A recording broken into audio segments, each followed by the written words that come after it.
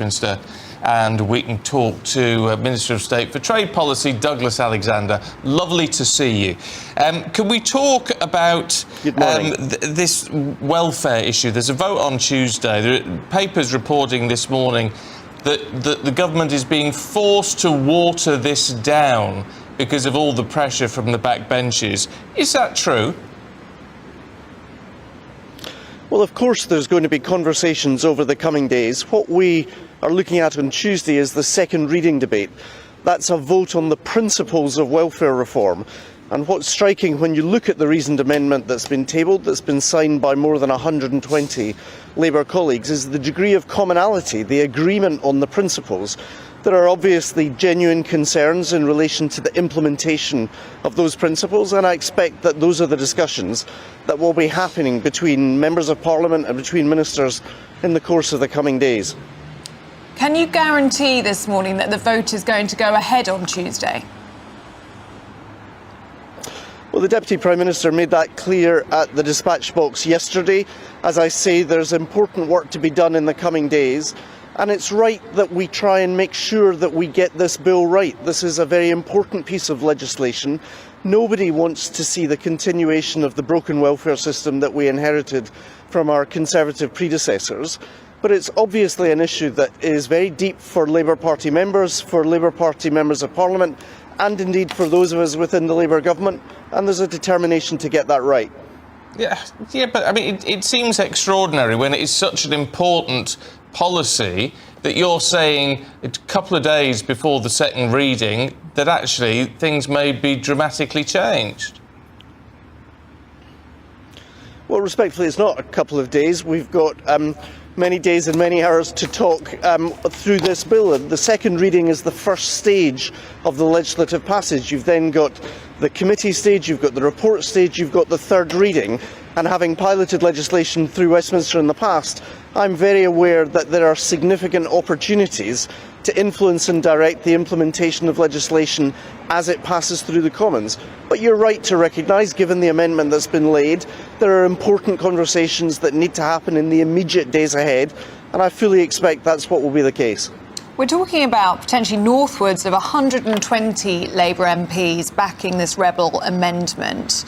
And the Prime Minister was asked yesterday about all of this, and he described his party as being pretty united behind a need for change. But this threatened rebellion is enough to wipe out the government's working majority in Parliament. That doesn't seem pretty united. So is the Prime Minister out of touch with his own party?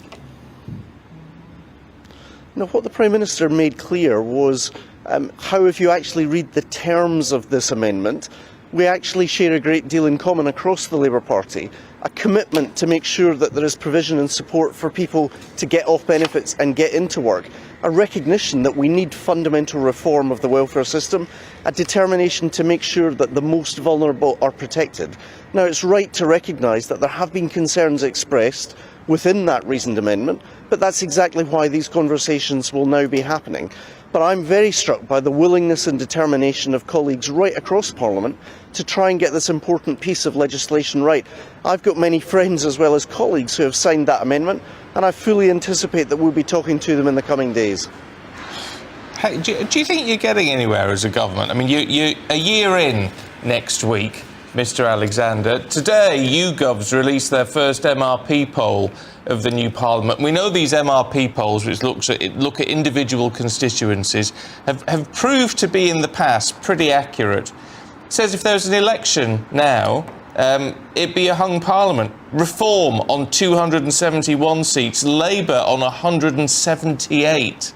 I mean, this goes to show, doesn't it, that whatever you're doing, you're actually not satisfying the British people, the people who voted for you just a year ago. So listen, of course politicians look at opinion polls, but the fact is this is a 5-year marathon, not a 1-year sprint. And the reality is what this opinion poll shows to me is that the British people are hungry for change. We share that ambition in government. That's why we've delivered a significant pay rise for some of the poorest paid workers in the country through a rise in the national living wage.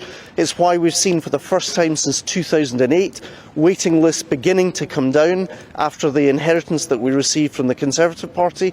So if you ask me, am I restless for change in the country?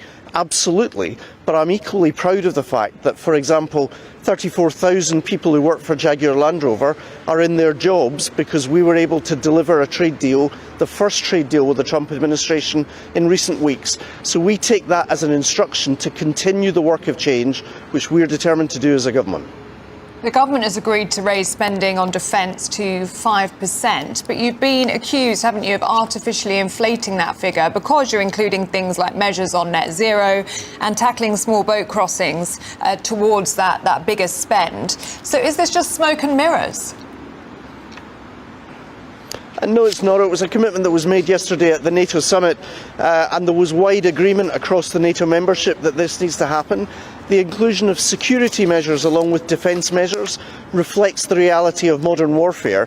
If you look, for example, as to what's happened in Ukraine in recent years, it's, I'm afraid, been a laboratory in terms of the transformation of warfare. So whether it is hybrid warfare, whether it is the different domains in which that conflict has been fought, we need to be ready and resilient in the face of our adversaries. That means, of course, we need to strengthen the capability of the armed forces, but it also means we need to protect national infrastructure, we need to be capable and ready to respond to cyber attacks. I think what happened at the NATO summit yesterday was a reflection of the reality of the kind of threats that as a country the United Kingdom is going to face in the years ahead. OK, Minister, good to talk to you this morning. Thanks very much indeed.